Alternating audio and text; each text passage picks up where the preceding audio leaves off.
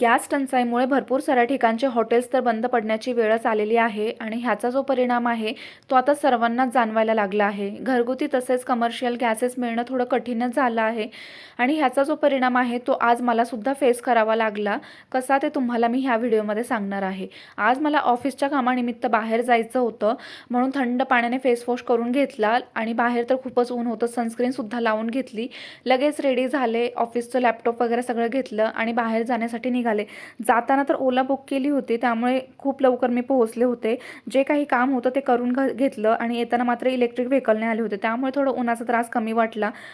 मी सकाळी जेवणामध्ये काहीच बनवलं नव्हतं, विचार केला होता की बाहेरून येतानाच मी पार्सल आणेल, पण येताना पाहिलं तर भरपूर सारे हॉटेल्स बंद होते आणि एकच थोडंसं नाश्त्याचं सेंटर ओपन होतं जिथे फक्त समोसा अवेलेबल होता। त्यामुळे मला नाईलाजाने फक्त तेवढा एकच समोसा खाऊन आणि बाकीची भूक जी आहे ती मला आईस्क्रीमने पूर्ण करावी लागली। काय करणार, आपल्यासारख्या नॉर्मल पीपलवरती अशा जेव्हा गोष्टी घडतात ना तेव्हा ऑप्शन नसतं आणि ते आपल्याला फक्त सहन कराव्या लागतात।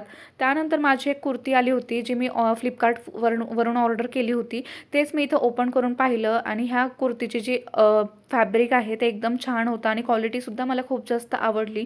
तुम्हाला जर माझा आजचा व्हिडिओ आवडला असेल तर व्हिडिओला खूप जास्त प्रेम द्या आणि जर तुम्ही नवीन असाल तर माझ्या चॅनलला नक्की सबस्क्राईब करा। Thank you so much for watching. Bye.